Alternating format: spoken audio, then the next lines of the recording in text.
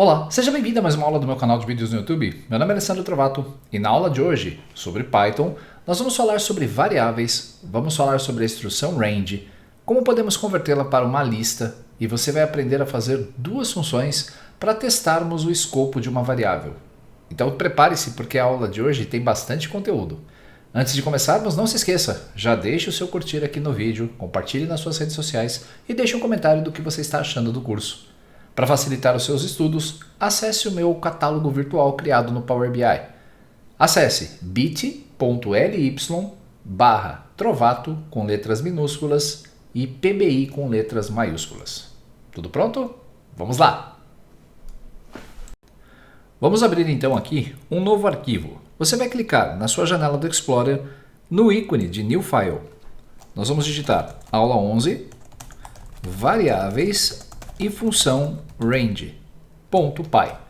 A função range você viu lá naquela live que eu fiz com o Wallace e Carles no nosso canal aqui no YouTube sobre como utilizar a função range. Ele fez uma explicação muito boa a respeito da função e mostrou algumas técnicas de uso muito práticas. Eu aconselho que você assista essa live também. Ela está na playlist e no catálogo de vídeos.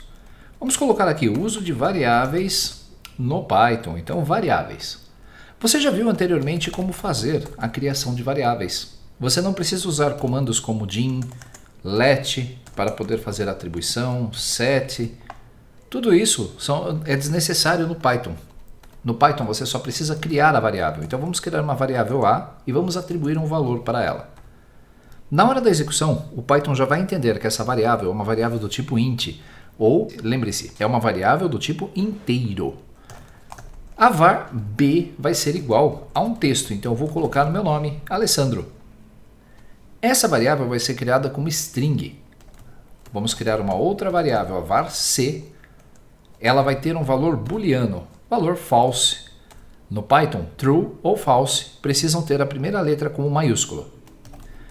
Var d vai ser uma variável que vai criar um número que é decimal, um número do tipo float. E a nossa variável e eu vou criar, que vai ser a somatória da variável a, que tem um valor numérico, mais a minha variável d, que também tem um valor numérico. Podemos testar o uso dessas variáveis. Então eu vou dar um print e vou primeiro colocar um type para a nossa variável a. Depois vírgula. E nós vamos copiar esse type algumas vezes. Você vai selecionar a instrução, Ctrl C, inclusive selecione com a vírgula já para facilitar. Variável A, depois variável B, variável C, D e, claro, a variável E. Corrija as letras. Lembrando que, no caso do Python, quando você declarar as suas variáveis, elas devem ter a mesma nomenclatura, o mesmo case do momento em que foram criadas. Quando você está utilizando o Python, ele é case sensitive. Se você definiu a sua variável como var a, então você precisa classificar e usar da mesma forma. Se você escrever var a com letras minúsculas, ele não vai conseguir utilizar.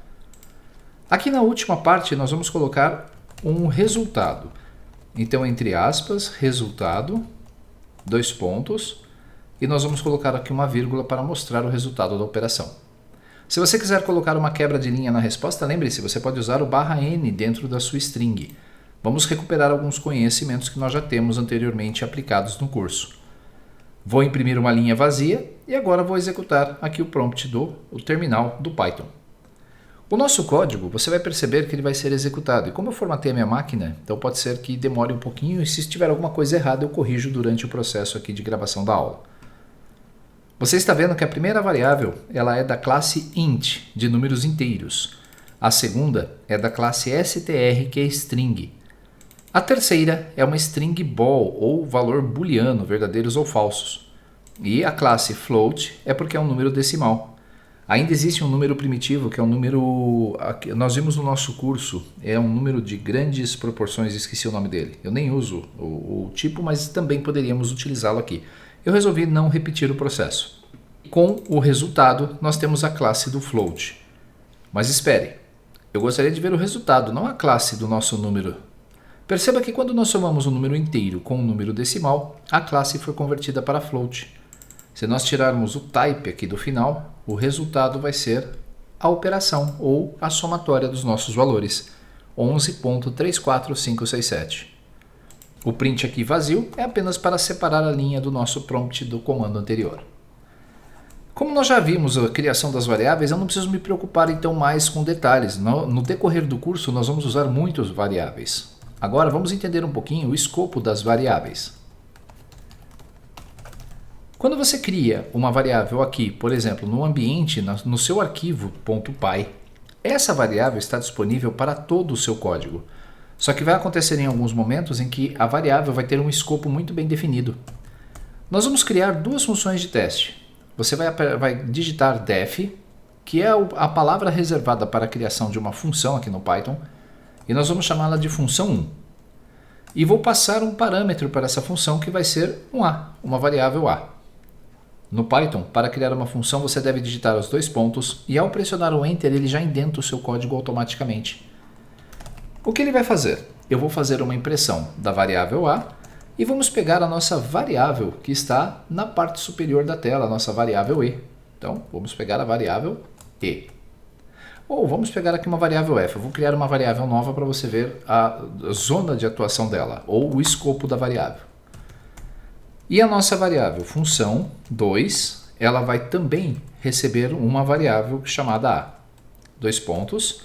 Aqui nós vamos imprimir. Aliás, antes de imprimir, deixa eu criar uma variável diferente. A variável g vai ser igual a 100. Note que eu estou criando aqui uma variável dentro da minha função, não mais no escopo geral aqui do nosso projeto. Print, eu vou pegar o a e vou multiplicar pela variável f, que existe na outra função, e na sequência eu vou somar mais 100. Note que já aparece uma linha embaixo da variável f, significa que eu ainda não a declarei. Quando você for criar as suas funções no Python, você deve criar as suas funções na parte superior do momento em que vai executá-la. Então eu vou criar aquela variável f que nós declaramos e ela vai ser igual a um input que o usuário vai fazer. Nós vamos pegar através do comando input, que já vimos também, vamos solicitar que o usuário digite um número inteiro. Pronto. Então vamos colocar um espaço e a nossa variável f foi declarada e você viu que na nossa função já eliminou aquela linha dizendo que estava incorreto o nome da função. Agora eu posso chamar as nossas funções para teste. Eu vou chamar primeiro a função 1 e vou passar como número de argumento o valor 25. E vou chamar a nossa função 2. Vou passar aqui o número 100 como argumento. Pronto. Como é que nós fazemos agora para ver o resultado? Nós vamos executar o nosso código. Então o que vamos fazer é criar a primeira função que vai simplesmente imprimir o valor do a, que é o valor que nós estamos passando para a função. Então ele vai pegar 25 e vai somar o valor do f, que é o input do usuário. Depois a variável b vai criar uma variável chamada g e vai usar o mesmo valor da variável f do lado de fora. O que vai apresentar aqui de resultado? Se nós executarmos o nosso código, observe, digite um número inteiro. Eu vou digitar o número 5. Vou dar um Enter. E agora nós temos o resultado. A função número 1 pegou o 5 que eu digitei e somou com a variável f. A nossa variável f, ela tinha o valor de quanto? O valor que eu digitei. Então 5 mais... cadê a operação aqui? Deixa eu pegar aqui de novo. A função a recebeu o valor de 25 mais o valor do f. Pronto.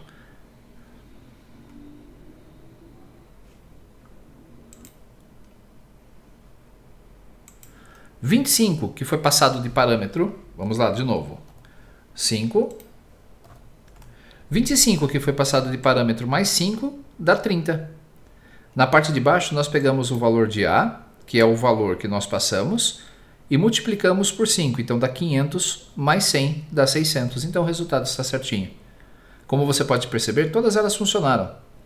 Mas e agora? E essa variável g que nós criamos aqui embaixo?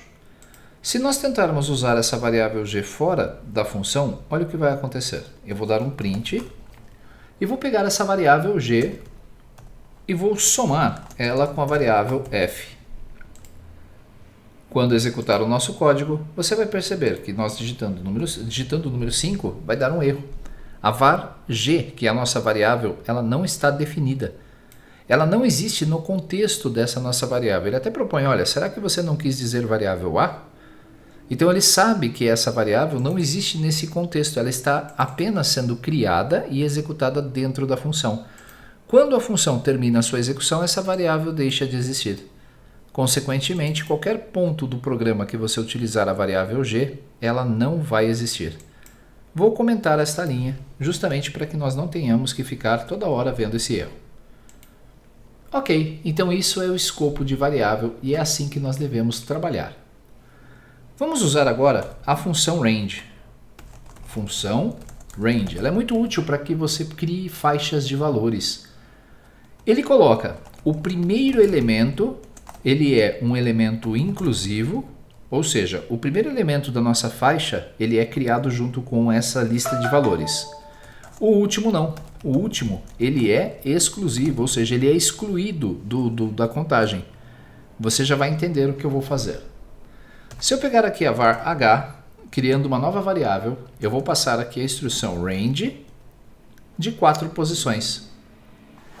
Quando você cria uma faixa, uma range, os valores que serão criados aqui serão 0, 1, 2 e 3.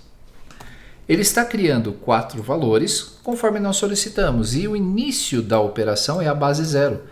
Então esse tipo de elemento no Python é chamado de elemento base 0. O índice começa sempre em 0 e algumas linguagens de programação também é assim. No caso do OfficeScript, ele também é base 0. O VBA é base 1.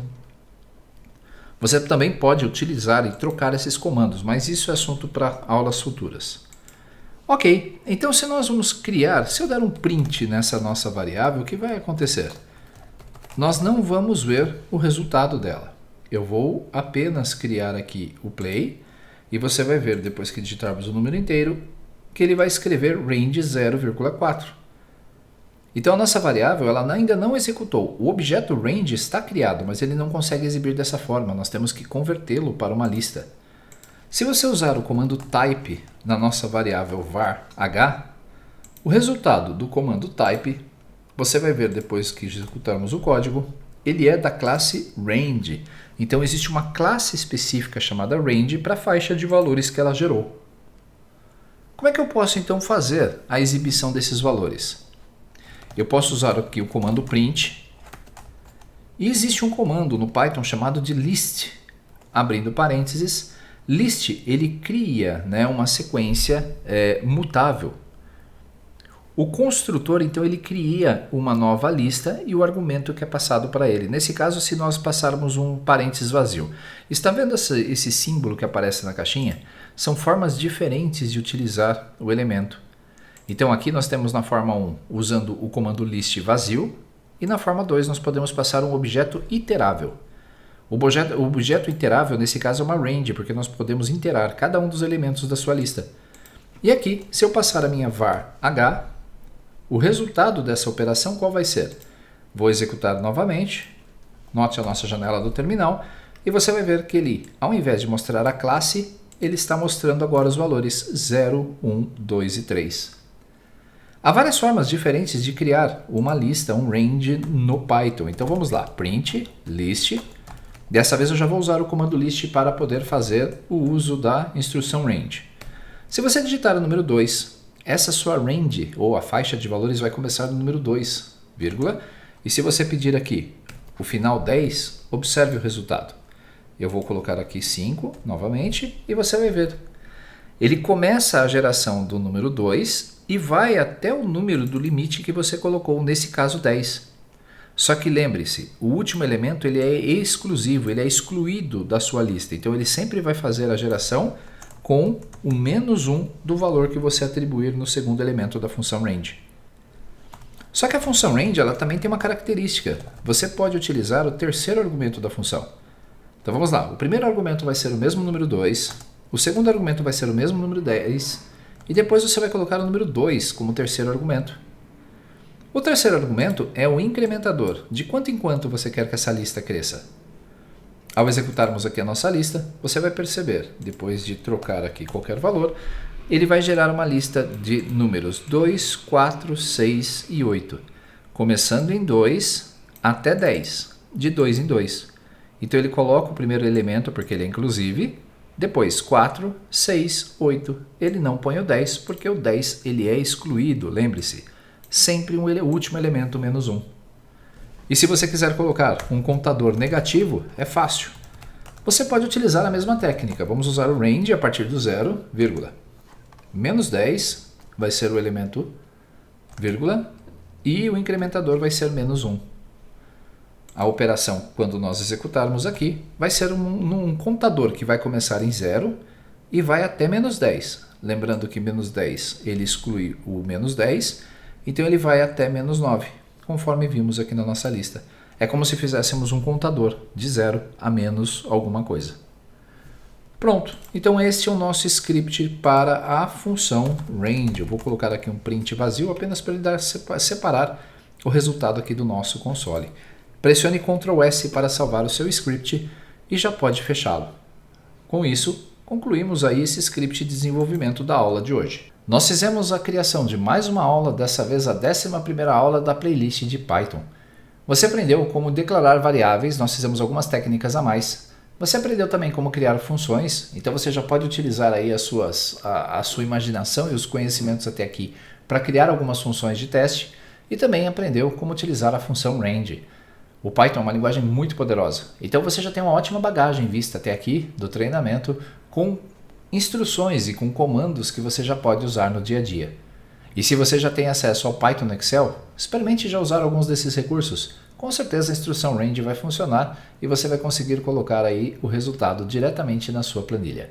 Espero que tenha gostado dessa aula. Não se esqueça, mais de 70% das pessoas que assistem os vídeos não estão inscritos no canal. Então, se você é uma delas, se inscreva, ajude aqui o canal, compartilhe esse vídeo, clique em curtir e eu espero que você goste de todos os mais de 1170 vídeos que eu tenho publicados aqui no YouTube.